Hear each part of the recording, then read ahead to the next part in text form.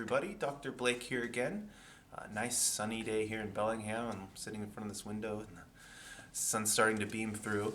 I want to talk today about emotions and thoughts and how they play a role in pain and in our overall health. We put the label of mental, emotional, and physical health out there, and they are separate things in some ways, and they're useful categories for us. But it's important to remember that we are these whole beings, and we're integrated in a way that I don't think we really even understand fully yet.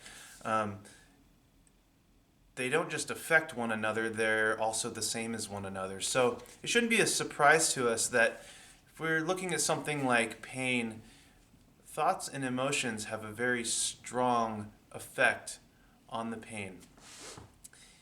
They can even be causes of pain, but it's really important to not put a label on pain as being something that's in someone's head, for example. So I just can't stand when I see a patient and they have pain, for example, and they've been to doctors and they end up leaving with either the direct message was said to them or it was implied that their pain is in their head.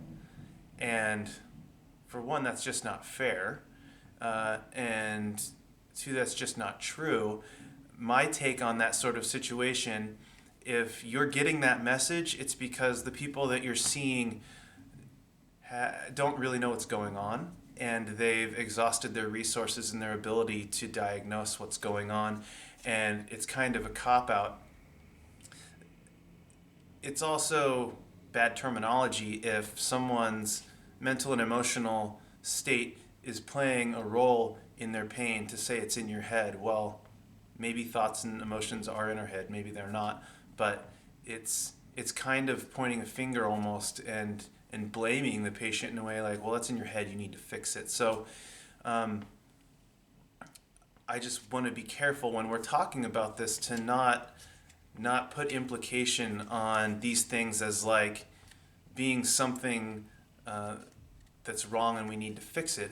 They're just pieces of the puzzle. They're just components that contribute, and maybe they contribute a little bit, maybe they contribute a lot, but it's a piece of addressing pain from a holistic picture that is important to understand. So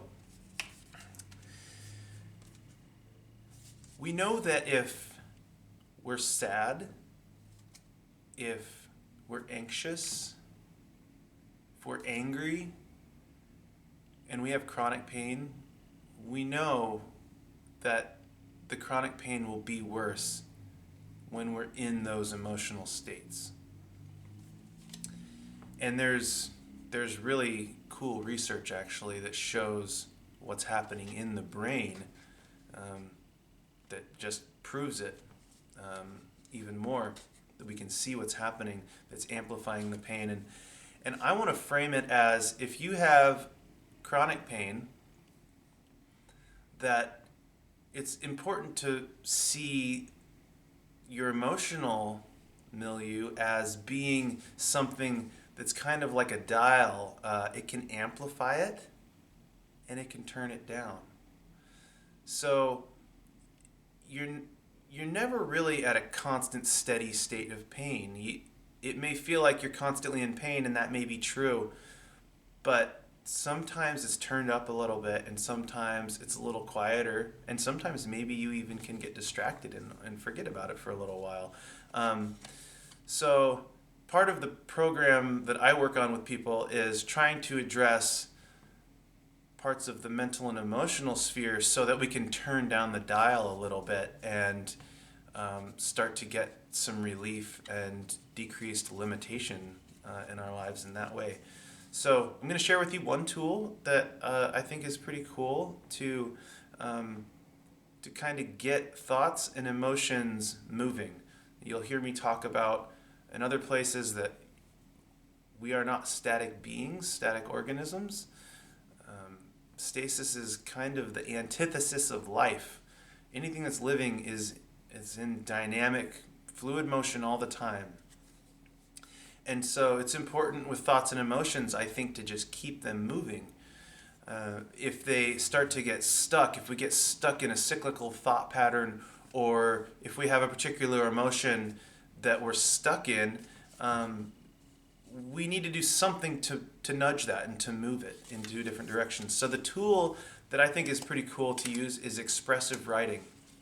And there's different ways that you can do this. Some people might journal. Some people might just sit down and freeform write.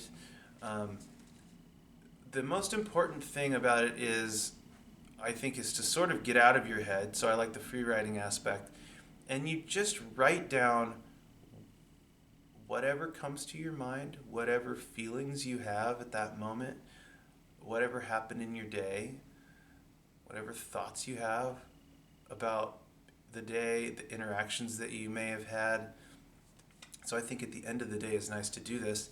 And you put this all down on paper and you just go until you kind of feel like you've exhausted it.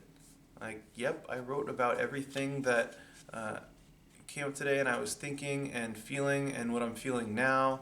And maybe you write about how you're feeling about your pain at the time. And once you've exhausted it, you're welcome to read over it again, sit with it, reflect on it for a time, whatever you feel like you need to do with that. But importantly, we're not holding on to this writing, this piece of paper. You do it on the computer. I like paper.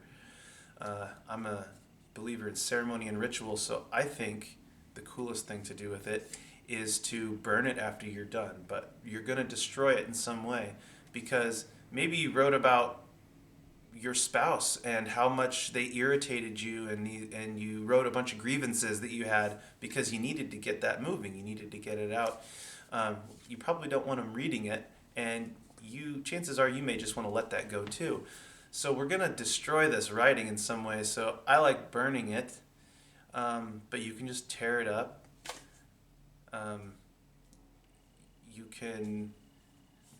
Those are the two best ways. But you want to not hold on to it. So this is just a little skill tool that you can do to get things moving, and then you can kind of let them go for the time and be rid of them. And you do this every day, ideally. And it's a way to not get stuck in those cyclical thought patterns, to not let emotions get stuck. And sometimes through the process, you even are able to get some new insight and awareness into yourself and how you're feeling. And try that for like a week, 2 weeks, and keep a barometer on your symptoms and how you feel. And feel free to reach out and let me know. Thanks. Be blessed.